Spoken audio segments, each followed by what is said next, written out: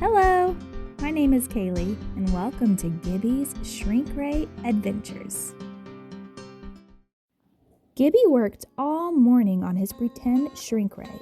He used his fort-building cushions, magnet blocks, tape, and some of his parents' old cords and rope.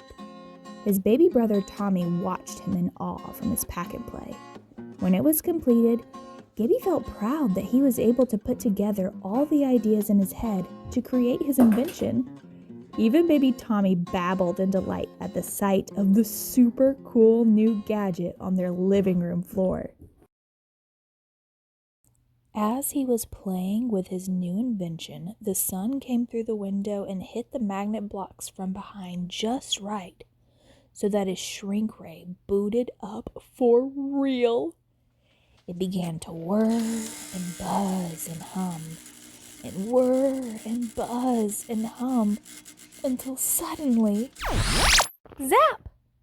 The sun shined through the magnet blocks and directed a light beam right at Gibby's noggin and actually shrank him. He couldn't believe his eyes.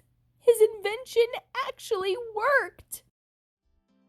This was a dream come true for Gibby. Now that he was tiny, he could explore the world in a whole new way. He would be the first tiny explorer that ever lived. He could ride the back of a squirrel or a bird.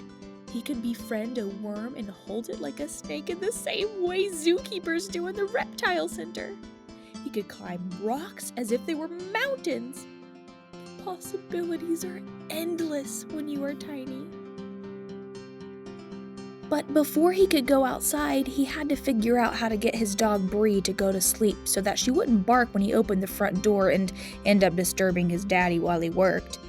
Bree had a tendency to bark really loud whenever anyone opened the front door, and Gibby really wanted his daddy to be able to focus so he could finish his work early and see his shrink ray. He saw some couch pillows and his mommy's hairbrush on the floor and decided to stack them up to create a ramp to get to the top of the couch where Bree was laying. The plan was to sing her a lullaby to lull her to sleep so he could sneak past her and get to the front door without her barking. Bree loved a good lullaby. He carefully climbed the ramp he made. It helped that he had a lot of practice climbing the old oak tree out in his backyard. He loved pretending that the oak tree was a giant beanstalk that made its way to the giants in the sky, like in the story Jack and the Beanstalk.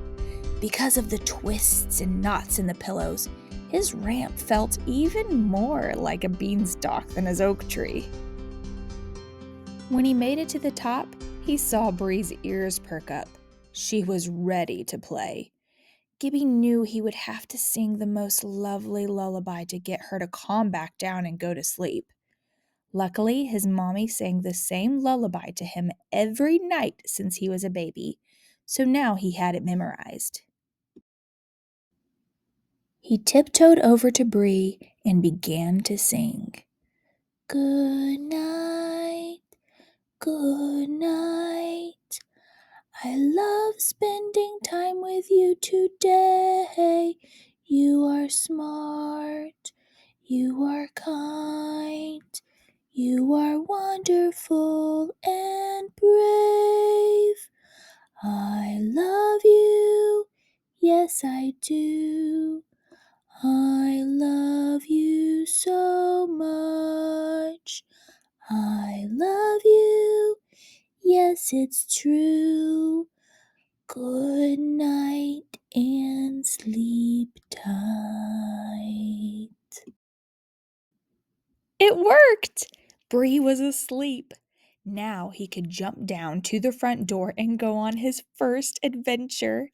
He gave Bree a little kiss on her snout and slid down the side of the couch onto the floor. When he landed on the floor, he noticed that his baby brother Tommy was also asleep in his pack and play. His mommy's lullaby worked its magic on baby Tommy as well. Daddy was sure to be able to get his work done early now. He blew a kiss to Tommy through the holes in the pack and play and whispered, "Sleep well, sweet boy," and then raced to the front door. He knew the front door would be a challenge, but luckily Gibby was a great problem solver. He took a deep breath to clear his mind and looked around. He saw a paperclip and some yarn nearby. "That will be perfect," he thought to himself. He cut off a long strand of yarn and tied it to the end of the paperclip.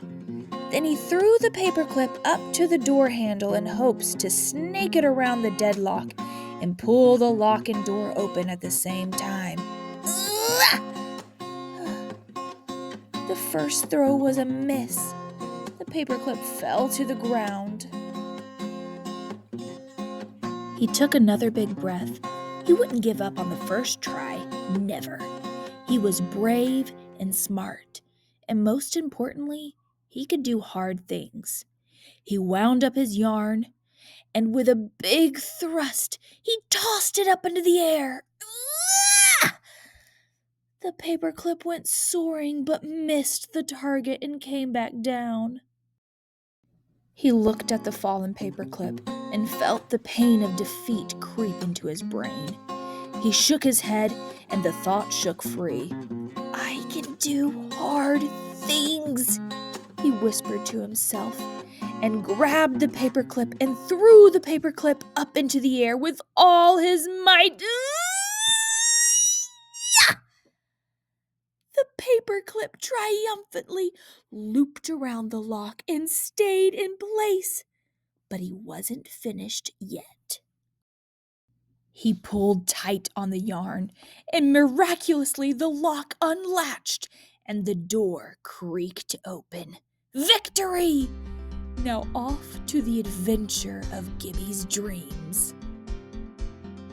What do you think will happen when he goes out the front door? Will he meet any wild animals? Will the shrink rays wear off? Let me know in the comments and tune in next time to find out. Thanks for tuning in to Gibby's Shrink Ray Adventures. Don't forget to like, share, and subscribe. I'll see you next time.